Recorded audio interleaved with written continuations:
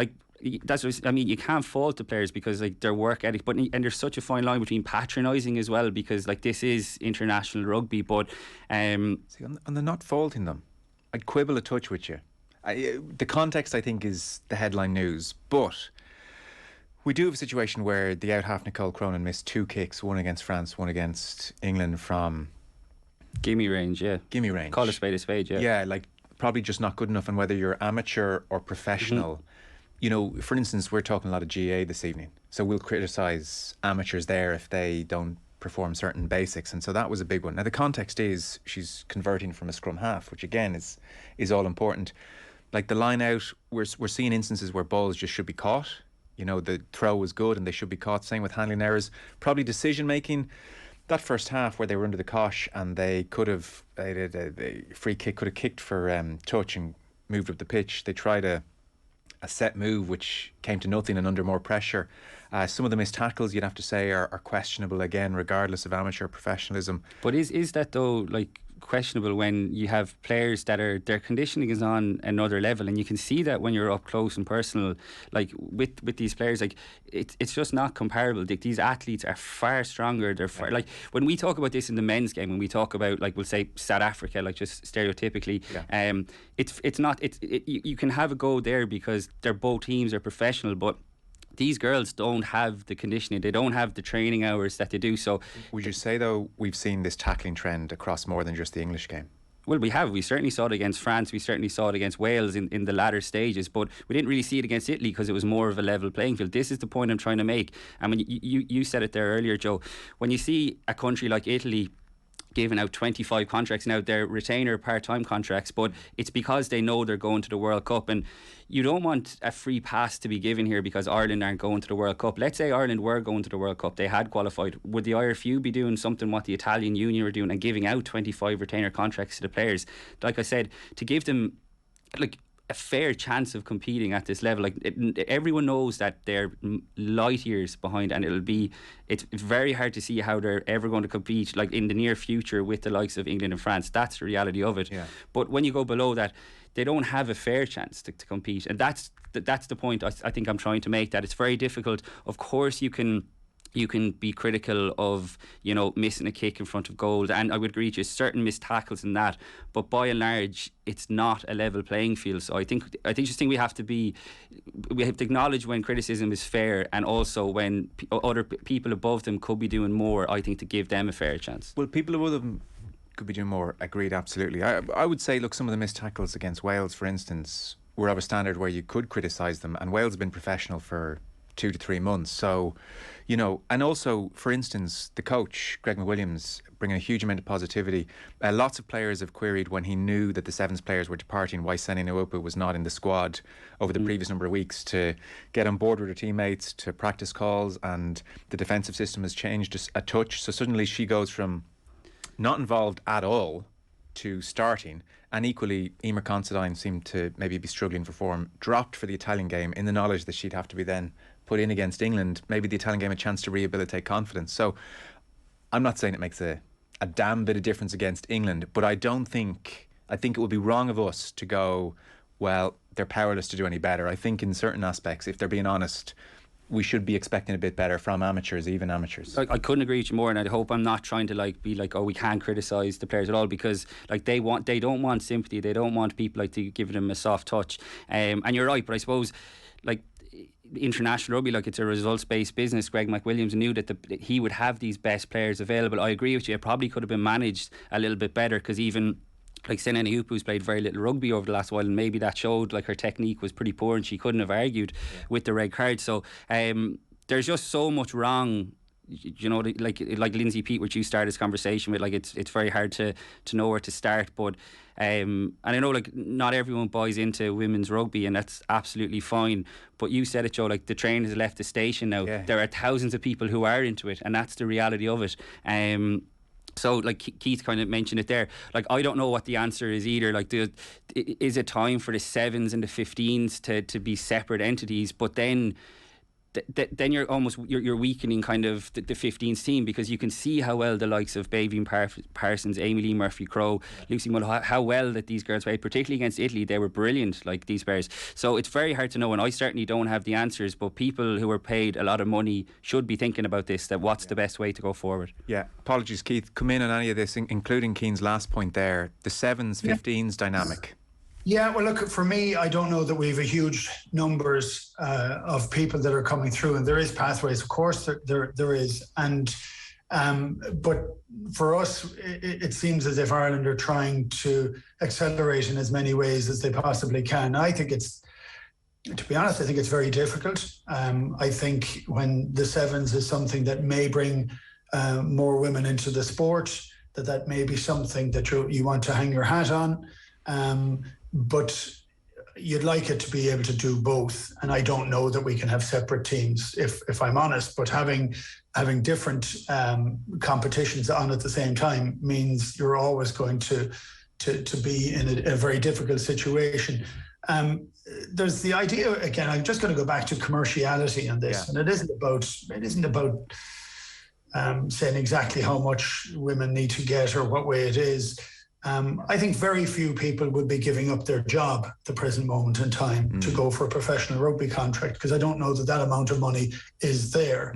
So what it is to try and make things a bit easier and to try and be able to devote more time and attention to it. But I mean, these girls are devoting a huge amount of time and attention to it. But I do think we're at this moment in time where we've come from a very difficult period and non-qualification, and it's time to build it back up again, and it hasn't gone well for us. And if we were, again, being brutally honest, the one game that we should have won was against Wales, and the other ones are not like with like. And look, I can tell you, and again, the reason I compare it to professional or to rugby, international rugby, men's rugby, back when I started in '92, was we worked a half day on Wednesday and then went and met up to play.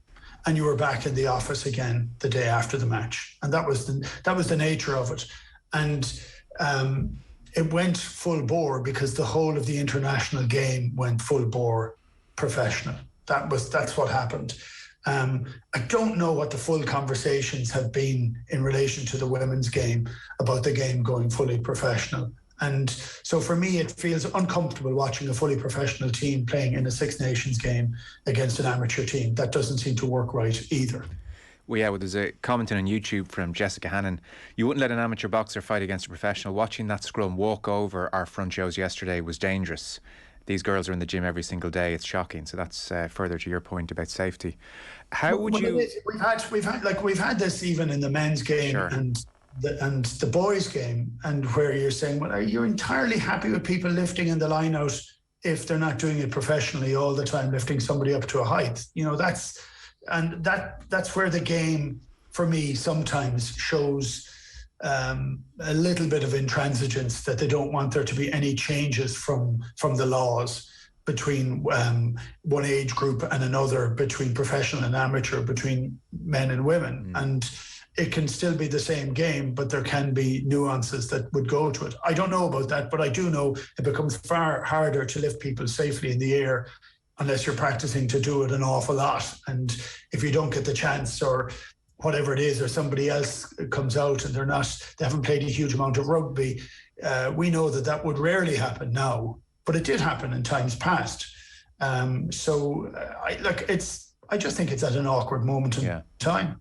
And to that end, actually, how would you work it? Say, for instance, there's huge pressure, and I think, Keane, you were talking to Greg McWilliams, and he suggested some kind of professionalism or some kind of contracts are in the pipeline. So say overnight, Keith, we have 20 15s players who are contracted, and say it's just about enough to tempt them to leave their careers. And I'm sure a lot of them, as you rightly say, a lot of them will say, well, for the money you're offering me, I'm not sure I'm giving up the next 5, 6, 7 years of my career development. But say you get 15 or 20 to agree. What's the best use of their time day to day? Is it to play in-house matches, do you suspect? Is it to train away full time but then play in the AIL? Maybe that brings in safety issues there, I'm not sure. Is it to subsidise contracts so that they go play in the Premiership full time or elsewhere? How would it work in the short term, whilst agreeing that long term pathways and bringing more players through is ultimately where there if you have to go over the next decade? Well, I think you need to make certain that they're playing here because you want to grow the game here, and there are elements I think that are certain. For me, I would see it not as being fully professional, but being more professional in terms of some money, a huge amount of more support that's required, more technical training, more training camps where possible. Maybe the separation of the two teams, or maybe a guarantee that the competitions won't intersect, which might be a more realistic one to do. And it's funny. I remember, again, I'm harkening back just because it's very similar. Jim Staples, who played with me in Ireland and Harlequins, when the game went professional, he's the first year Harlequins played, training was in the evening time, professional, because a lot of guys wanted to work and they were uncertain whether they wanted to do both. And after a year or two, Jim said, I don't want to do this. I love playing rugby, but this isn't my job. This is actually getting in the way of my job. So he went and continued to work. And that's, that becomes a decision. So it was quite interesting for guys that were 21 or 22 years of age back in 95 or 96 to say, yes, I'll definitely take a contract and that will be fantastic and I can make that decision. It's different if you have a spread of players that are already working or have a profession and want to do very well with that, whether it can fit in or not. And that's what makes it so complex. And I think England have been capable. They're a much bigger union and have been capable to put a lot more money into it. And they're also beginning to generate bigger amounts of income for it. So there's a sort of circle there that if you can make it big enough and get enough of people through the gate, you might be able to pay more money. You might be able to get better sponsorship, higher levels of income coming into the women's game so that you can ensure that this can be done at a higher level. I don't know. It's changed incredibly quickly. I mean, we're talking the last 2 or 3 years, whereas I think England did pay and then didn't pay, and now they're back paying again fully. But there was chopping and changing as to what that would happen. We have been left behind, but it's unusual to have an international game and a competition that it isn't entirely equitable in terms of that. So that makes it really awkward time. Yeah, it sure is. I'll give you final word, Keane, on the big picture. Because, you couldn't fault the effort in the first half was outrageous against, as you said, physically a stronger team, the last-ditch tackling to keep it 10-0. You kind of saw, almost in some respects, the most important aspect, which is a real hunger to do well. And then the various things we've discussed come to play in the second half. Final thoughts on the whole situation? Yeah, well, I thought it was encouraging that, I was chatting to Greg McWilliams, like I said, after the game, he did say that contracts were in the pipeline now, and he said, he wants it to happen sooner or later, because of course he does. From a head coach's point of view, he wants as much time as possible. So we don't know what in the pipeline means in terms of time frame. It'd be interesting. David Nusafora, the next time he's up, I'm sure it's going to be something that's put to him.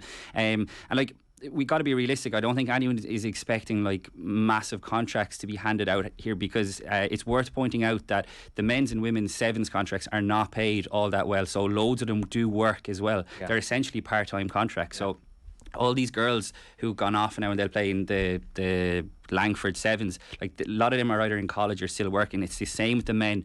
The amount of work and dedication that those sevens players put in, which is an entirely different story, but it's very much linked. You saw after the men's team got to the Olympics, a few of them retired because it just wasn't worth it, because they were going, okay, well, I'm missing out here on years of being on the career ladder. So we've already seen it happen. Even I was talking to Billy Dardis, the men's sevens captain. He's gone into a full-time job now as well, which up to the Olympics he was giving her all to it. So that's the reality of it. No one is expecting them to be massively paid or anything. It's just trying to give them a fair chance. So sooner rather than later, like Greg McWilliams says, but like Keith has touched on, it's about finding where that money is going to come from. Yeah, there are commercial realities, as Keith said as well. So it's complicated and for sure a very tricky point for all concerned.